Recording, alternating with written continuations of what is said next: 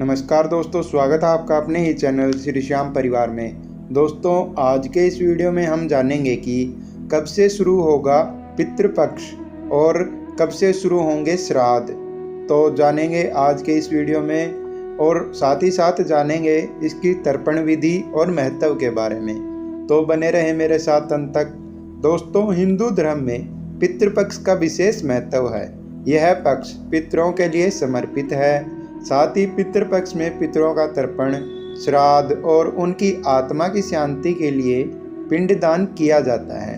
हिंदू पंचांग के अनुसार पितृपक्ष हर वर्ष भाद्रपद मास के शुक्ल पक्ष की पूर्णिमा से शुरू होकर आश्विन मास की अमावस्या को समाप्त होता है।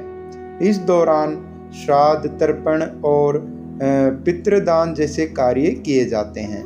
पितृपक्ष में श्राद्ध वाले दिन कौवे को भोजन कराया जाता है। ऐसा कहा जाता है कि कौवे के जरिए हमारे पितरों तक यह भोजन पहुंचता है, उन तक यह भोजन जाता है।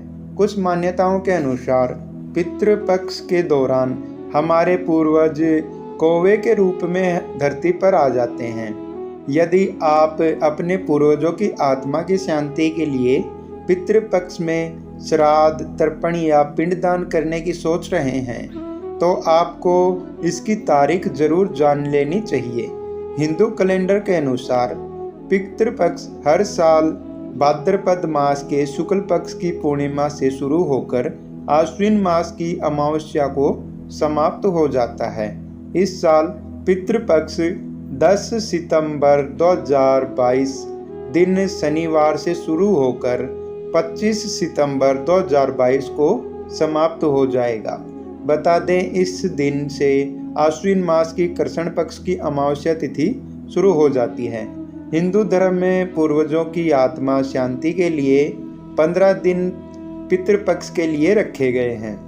पितृपक्ष के दौरान लोग अपने पूर्वजों का श्राद्ध कर्म करते हैं और ऐसा करने से पूर्वजों की आत्मा को शांति मिलती है। लोग अपने पूर्वजों का उस तिथि को श्राद्ध कर्म करते हैं जिस तिथि को उनकी मृत्यु हुई थी। इस तिथि को ब्राह्मणों को भोजन करवाया जाता है अपने घर पर बुला करके। साथ ही उनको यथाशक्ति अपने भाव के हिसाब से, अपने हिसाब से दान दक्षिणा दी जाती है। मान्यता है कि जो लोग अपने पूर्वजों का श्राद्ध कर्म नहीं करते हैं उनको पूर्वजों का श्राप मिलता है। उनके पूर्वज उनको श्राप देते हैं और उनको पितृदोष लग जाता है, जिस वजह से संतान की उत्पत्ति में बाधा आती है, विवाह में बाधा आती है, आदि कई कार्यों में बाधा आने लगती हैं। वहीं अगर पूर्वज आपसे प्रसन्न हैं तो आपकी तरक्की में बाधा नहीं आती। आप दिन दुगनी रात चौगुनी बढ़ते रहते हैं। गरुड़ पुराण के अनुसार जिस दिन आप अपने पूर्वजों का श्राद्ध कर रहे हैं, उस दिन आपको घर की दक्षिण दिशा की दीवार में पितरों की फोटो लगाकर उन पर फूलों की माला चढ़ाना चाहिए और उनका पूजन वंदन भी करना चाहिए। इससे पितरों का आशीर्वाद प्राप्त होता है और पितृदोष मुक्त आप हो जाते हैं। पितृदोष से आपको मुक्ति मिलती है। आइए अब जानते हैं तर्पण करने की विधि और महत्व के बारे में। दोस्तों, गरुड़ पुराण के अनुसार आप वैसे तो अपने पूर्वजों का नाम लेकर रोज तर्पण कर सकते हैं, लेकिन सर्वपितृ अमावस्या पर तर्पण करने का विशेष महत्व है।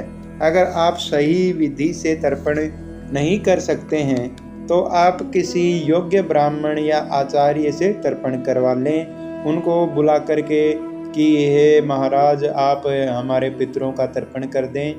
और इसमें हाथ में जो हम तर्पण करवाते हैं, इसमें हाथ में उषा की अंगूठी बनाई जाती है। साथ ही तर्पण करने वाले व्यक्ति का मुख दक्षिण दिशा में होना चाहिए। साथ ही तर्पण में काले तिल, सफ़ेद चंदन और सफ़ेद फूलों का प्रयोग किया जाता है। शास्त्रों में 6 प्रकार के तर्पण बताए गए हैं, जिसमें देव तर्पण, ऋषि तर्पण, दिव्य मानव तर्पण, दिव्य पितृ तर्पण और यम तर्पण और मनुष्य पितृ तर्पण। ये 6 प्रकार के तर्पण बताए गए हैं। तो दोस्तों ये थी कि कब शुरू होंगे पितृपक्ष। धन्यवाद। हर हर महादेव।